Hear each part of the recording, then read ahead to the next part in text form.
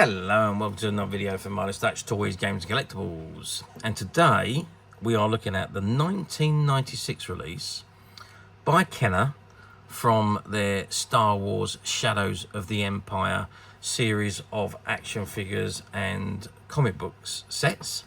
And this particular one we are looking at today is the Ultimate Battle of the Bounty Hunters and features Boba Fett versus IG-88. Now, Star Wars Shadows of the Empire was a multimedia project which was created by Lucasfilm Industries. And the idea behind Shadows of the Empire was to create a story which was set between the two films, The Empire Strikes Back and Return of the Jedi, from the original trilogy this is, and to explore all the commercial possibilities of a full motion picture release, which didn't actually happen. And it was also intended to revitalise the interest in the Star Wars trilogy franchise, just ahead of the special editions being re-released onto the cinema, all digitally remastered and returned to the cinema for the first time since their original release. Now, basically, the story featured the rebel Dash Render, who him and his rebel friends or heroes, whatever you like to call them, are attempting to liberate the frozen Han Solo from the bounty hunter or the big bounty crime lord.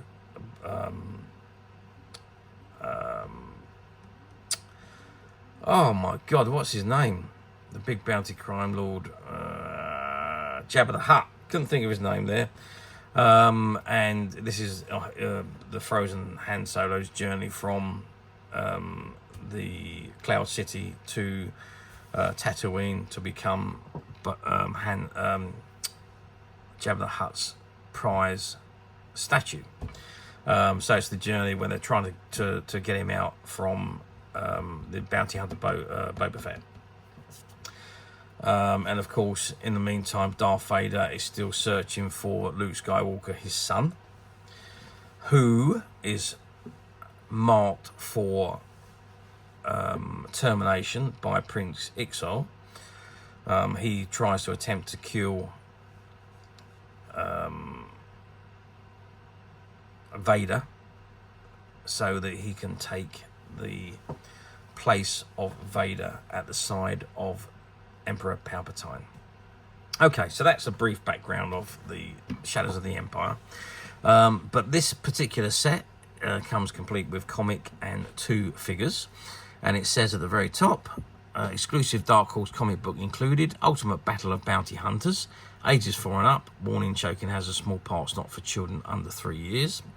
And it's got Dark Horse comics, Star Wars, Kenner, Shadows of the Empire special. And it says Star Wars Shadows of the Empire, and you can see the comic just behind the bubble there. And at the bottom you've got Boba Fett and IG-88, and it says Boba Fett versus IG-88. Okay, that is the front of the packet. Let's just turn the packet round and have a look at what we got on the back. Okay, so I've turned the packet round. This is what we got on the back. So there's a lot of information on here, actually. So it says Star Wars Shadows of the Empire from the new Star Wars multimedia adventure, Shadows of the Empire. So you've got Boba Fett versus IG-88. And this is you have an adult cut along the dotted line. So this is your data cards. So it says Boba Fett, height 1.8 meters with armor. Status, bounty hunter. Classification, human. Affiliation, freelance. Weapon of choice, Mandalorian battle armor and various weapons. And vehicle is Slave 1. IG-88, height 2 meters. Status, bounty hunter. Type, Halawan Mechanicals IG-88 Assassin Droid. Affiliation, freelance. Weapon of choice, assorted weaponry. It says Boba Fett, a famous bounty hunter and a weapons master, vanished from sight after Darth Vader turned over the frozen body of Han Solo. Boba Fett was expected to deliver his bounty to Jabba the Hutt's palace on the planet Tatooine some time ago. Knowing the value of his shipment and his various hunters determined to take it from him, Fett disappeared into the mist of the galaxy's outer rim to bide his time.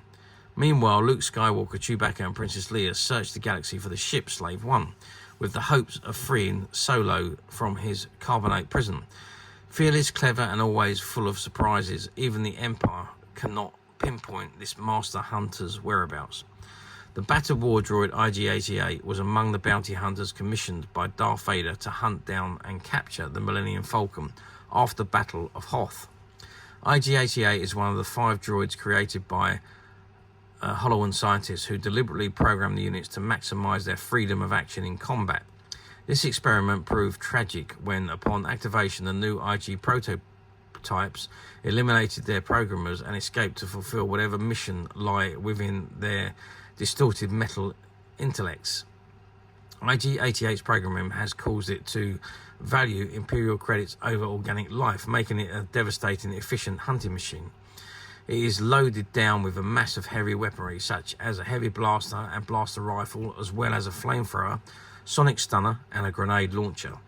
It has been rumoured that IG-88 is one of the many bounty hunters seeking Boba Fett and his prisoner. Though bounty hunters rarely break their vocational code by stealing or eliminating one another, the capture of Han Solo promises enough credits to cause most hunters to forget this formality. This is especially true for IG-88, who has little regard for laws, especially unwritten ones. The droid is literally a killing machine and one of the most dangerous hunters in the galaxy.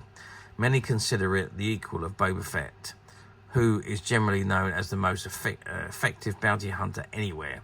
Upon entering the Tatooine system, Boba Fett was ambushed by the droid in its ship IG-2000.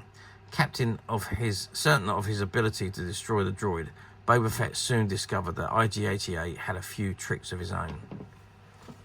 Okay, so it says Luke Skywalker in Imperial Guide disguise, Chewbacca in Bounty Hunter disguise, Prince Ixor and Dash Rendir, Shadows of the Empire 2-packs.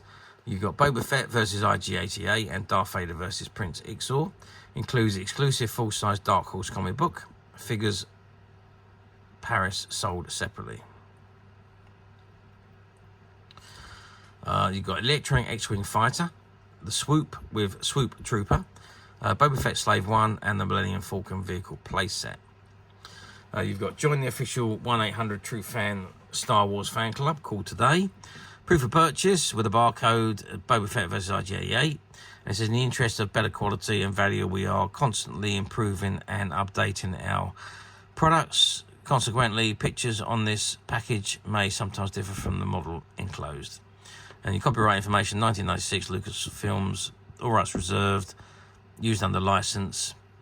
Dark Horse Comics is a trademark of Dark Horse Comics Inc. Kenner logo, 1996, Hasbro Inc. And made in China, comic book printed in Canada. Okay, so that's the back of the pack. Let's just turn it back round to the front and let's have a look at the figures and the comic book itself.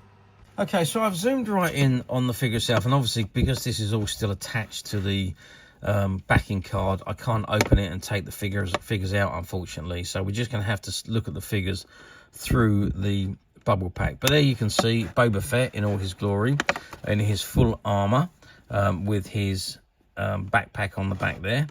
His helmet is on there, and you can see he's all in his complete Mandalorian outfit. And if we turn him to the side there, you can just about, in fact we can't see that very clearly, but there we are. You can see his legs, his weaponry on his side there, his jetpack, and he's holding his blaster pistol in his right hand there. Articulation wise, being 96, these were basic articulation figures. They weren't fantastic. Obviously the articulation got better as the years went round, but overall the articulation wasn't the best. All of the figures had just basic articulation, just like my Stormtrooper figure here, which is released at a similar time. So they just had articulation of the arms, which were up and down. As you can see, there's no other joint movements on them, and the same on the other arm. The head did rotate. You could turn the head from side to side. You could also turn the waist from side to side, and you can move the legs as well up and down like so. But that was the full extent of the action figures. And you can see the size-wise of Boba Fett is the same size as my Stormtrooper figure here. And if we measure him, he's just under 4 inches, which is about 10 centimeters, just under. Width-wise, we're looking at about 4 centimeters, I should say. And depth-wise, we are about 2 centimeters. And Boba Fett is similar, if not exactly the same size as my Stormtrooper figure. Okay, let's move on to IG-88. Now, IG-88 is a little bit taller. IG-88 is about 5 inches tall. But the rest of him is in proportion. He's taller because he's got longer legs and he's got a longer head. But the same thing applies again. The articulation is very basic. It's just a swirling head, arms up and down, legs up and down, and a twisting waist. That is the articulation on IG-88. Detailing on them is not bad, actually, for 1970s. Sorry, for 1990s, I should say, for 1996. Fairly good detailing. Obviously not what you would expect these days, but the detailing otherwise is pretty good. And IG-88 comes with his 2 blasters. So his blaster in his right hand and then his blaster rifle in his left hand there, as you can see. So just give you a quick measurement. So we're looking at about 11 centimeters is the height of IG-88. And what is that? 1, 2, 3, 4. Yeah, just under 5 inches in height. The rest of the width is pretty much the same as Boba Fett. The width and the length. Okay, that is the figures. Let's just have a look at the comic book then. So it says up there Star Wars, Shadows of the Empire, and you can't really see much. I'm assuming that this particular comic is based on Boba Fett and IG-88, so it probably is the story as it read on the back of the card, I would imagine. Okay, so that is the figure set and the comic book. Now, how well did these do back in the day? Well, to be perfectly honest with you, I don't think they'd done that particularly well. It was only, obviously it was multimedia, so there was never any television. It wasn't shown on any of the channels. It was literally just multimedia advertising. There was no film shot or anything like that. There were the figures produced and the comics done, but no movie or anything or TV series or anything was actually made. So really the stories were all based around the comics, which were obviously Dark Horse comics and were very, very, very good comics in actual fact, with great stories in, and it did kind of fill the gap between The Empire Strikes Back and The Return of the Jedi. So some really good background stories there between the two movies. But I think the quantities were fairly limited, and I haven't seen any massive amounts of these anywhere.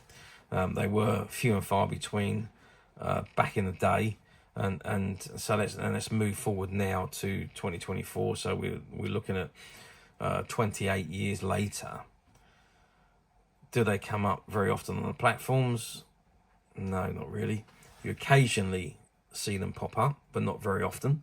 The figures themselves are pretty good though. They're pretty old figures, and they fit in with anything Star Wars wise. So even if you didn't want them to be part of a Shadows of the Empire, they would still fit in with your general Star Wars figures from the same time. But the comic book, I'll say, was a great addition and great stories that you wouldn't get otherwise. So the answer to the question to that is no, they don't come up for sale very often. They might pop up occasionally loose. The comics pop up occasionally loose. But finding them in this sealed packet doesn't happen very often. and when they do, they're usually sold very, very quickly. However, we at Minus Touch have managed to find a few of these, and we have both of sets of them with the Darth Vader and the Prince Ixar and Boba Fett and IG-88, and they are currently available to purchase on the Minus Touch website, which you can get to very simply by clicking the link below. It will take you straight to the website, where you'll be able to find this and many other vintage Star Wars items, and many other vintage toys, games and collectibles come to that. There's over 10,000 products currently available on the website for you to view and purchase at your leisure. And don't forget to hit the subscribe button, because we're uploading videos for every new item that goes into the website.